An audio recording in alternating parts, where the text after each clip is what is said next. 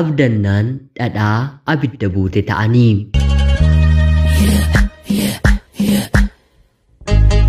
Yuyyaa ashamaa akkam jirtuu kabajamtoota hordoftoota qophii Oromiyaa 24 nagaaf jaalalli tokkummaan bakka jirtan hundaatti hunda keessaniif yaa ta'u jechaa guyyaa har'aallee kanan dubbiserraa seenaa tokko isiniif qabadheen dhiyaadheeraatii hanga xumura qophii kanaatti laayikii fi sheer gochuun na waliin akka turtan kabajaan isiniin gaafadha. Akkanumallee namoonni chaanalii keenyaaf haaraa taatan anaa dhufu kun Oromiyaa 24 sabskraayib gochuun maatii keenya ta'aa jechaa kallachumaan gara seenaa kanaatti kan isiniin dabarsu ani Gammachiis Tashoomeeti.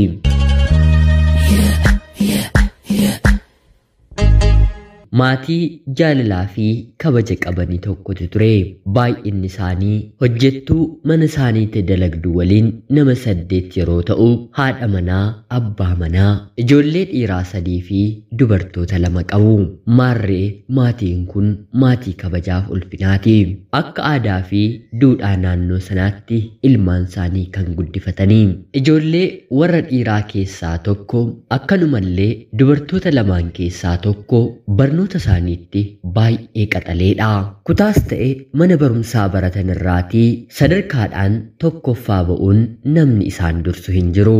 Barnoota isaanii naannoo kutaa 5 yeroo gahanitti ollaan firri barsiisonni naannoo ijoolleen kee kunniin bakka gaarii gahuu waan danda'aniif hojii mana keessaa itti hin baay'isinaa, barnoota isaanii qofa irratti xiyyeeffatanii firii gaarii argamsiisanii isiniifis biyya keenyaafis nama gaarii nuuf haa ta'anii jechuun yeroo hedduu isaanitti himu. Haatiif abbaan dursanii ijoollee kana qaceellootti isaan jaallatu. Ollaa fi firri ni dubbate malee maatiin garuu ijoollummaatii kaasee isaan kanaan hojii hin hojjechiisu.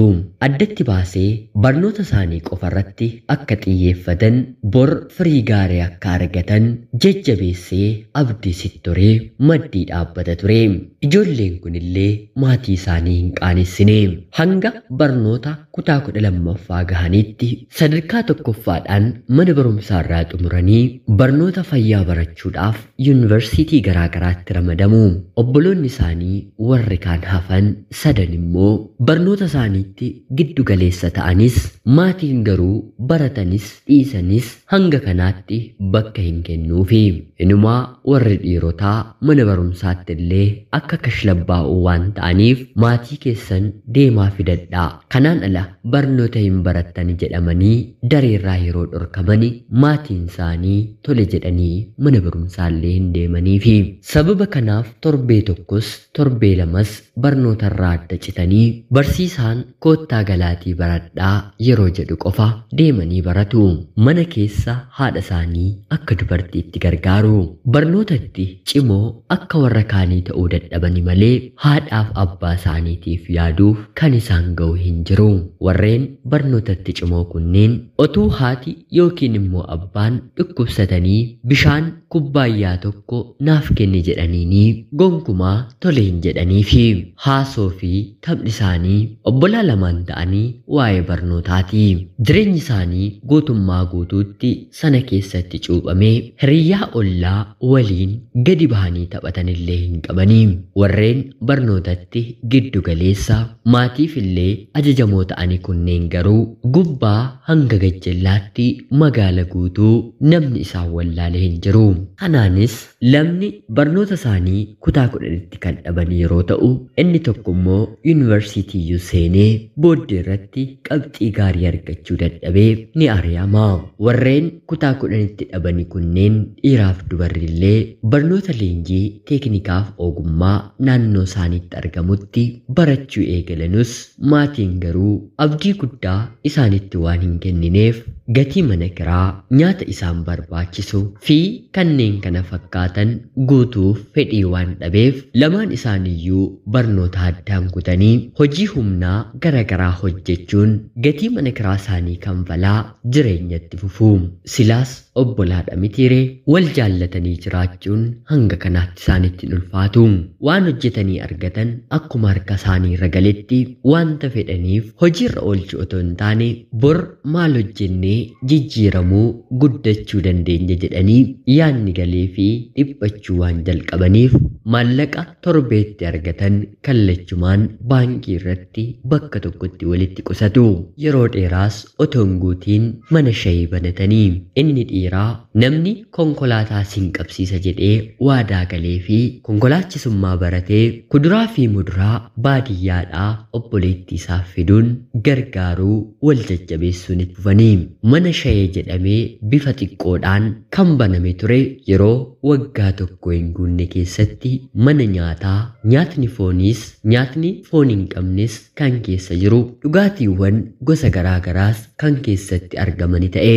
Haala kanaan baay'ee jijjiiramanii yeroo waggaa 2-3 kan hin guunne keessatti maatiima isaan jibbaniitiif lafa bitanii mana ijaaranii ofii isaaniitiif illee mana hojii kan ta'u lafa magaala gidduudhaa bitanii mana ijaarratanii jabaatanii hojjechuu hojii isaanii babal'isuu ammallee itti fufu. Obboloonni isaanii yuunivarsiitii seenan 3 keessaa tokko yeroomaan ari'amee gara qeetti deebi'ee obboloota isaa lamaan hojii irratti bobba'aniin hojii gargaaree hojjechuu eegale. Warreen lamaan barnootatti ciccimoo barnoota fayyaa barachuuf seenanii jabaatanii baratanii fayyaatiin illee qabxii gaariidhaan eebbifamanii hojiittis ramadamanii hojjechuun eegalu. Silaagaa maatiin kan abdatu warreen ganaa. Haa ta'uutii garuu baratanii eebbifamanii waggaa 4 hanga guutanitti guyyaa tokkollee maatii isaaniif bilbilanii nagaa jirtu nagaa oltaniittu akkami jireenyi kuni isinoo nutti dhamaataniittu maal sin gargaarru jedhanii gaafatanii hin beekanii. Warreen kutaa 4ffaatti xumuranii maatiin gatii mana kiraayillee kaffalee barsiisuu ni dide of jijjiiranii mana maatii isaanii ijaaranii yeroo waggaa 10 keessatti mana mataa isaaniillee ijaarrachuun mana hojii bakka hedduutii waliin banachuun obbolaan olii waliin ta'anii obboleessa isaanii gidduutti ari'amee isa dhufeefillee mana hojii bananii maatii dhaabbatanii ilmaan tokko tokko horataniiru. Haadhaaf abbaa isaanii guyyaa guyyaadhaan bilbilanii sinii jirra maaltu isinitti hir'ate guyyaa ayyaana kanaa mana kana keessaa meeshaanni kun haa jijjiiramu jedhanii gaafatu. Warreen maatiin abdiitti kennatanii garuu kunoo akkuma isinitti hime dhadhaa abidda bu'e ta'anii hinumaa gara hospitaala isaan jiranitti namni biyya isaanii dhukkubsate yeroo deemu beekna jedhanii guyyaa tokkollee gargaaruuf xaaranii yaalanii hin beekanii. Nama biyya isaanii nama isaan hin beekne haa turuutii maatii isaaniifuu orma ta'anii taa'anii. Erga kana abbaaf haati dhumarratti dubbiin galee fi akkana jechuun dubbatanii kan biyyaaf ta'a jenne warraafuu ta'uu dide kan immoo warrumaafuu hin ta'u jenne warraaf ta'ee biyyaafis nuuf ta'ee rabbi faallaa ija keenyaa arge jechuun warra barsiisan komachaa warratti darbaniif immoo dhiifama gaafachaa jireenya isaanii jiraatu. Al takka jireenya keessatti bakka kan itti kennine faallaa ta'e nutti argama. Kan nuti bakka itti hin kennine darbannee dhiitnee tuffannee bakka dhawwannee fi immoo jijjiiramee nuufillee bakka kenna. Oromoon yeroo mammaaku kan tuffatantu nama aalaa jedhama mitiiree. Cimaa isaa ta'an dadhabaa maatiin yeroo kamiyyuu ijoollee isaa ija tokkoon qixxeessee ilaaluu qaba. Kana ta'uu baannaan garuu bor eenyutu maal akka ta'u waan hin beekamneef yeroo sanatti dugda isaanii itti gatuun gaabbii waliin itti ta'a. Weellisaan gootichi artisti Haacaaluu yeroo weellisurree garaan haadhaa burreedhaa gootas dabeessas ni baataa jedhamitiire. Gadameessa haadhaa keessa ilmaan 9 yoo dhalatan 9 amalaa fi bifa garaagaraa dandeettii adda addaa qabaatu.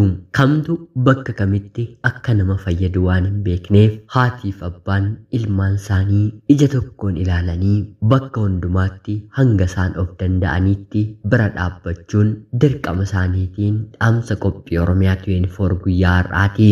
Hanga yoonaatti yeroo keessan naaf kennitanii dhaggeeffachaa turuu keessaniitiif illee guddaa galatoomaa jechaa yoo isinitti tole seenaan kun laayik godhaa bira darbaa yoommoo seenaan kun nama biraallee abarsiisu jettanii yaaddan sheer gochuun toora feesbuukii garee fuula qabu jalatti akkanumallee teelegiraamii garee fuula qabdan jalatti maxxansuun hiriyoota keessaniif akka qooddan kabajaan isin gaafachaa seenaa gara biraatiin hanga walitti deebinutti bakka jirtan maraan turtii gaarii isiniif hawwaa yeroo gaarii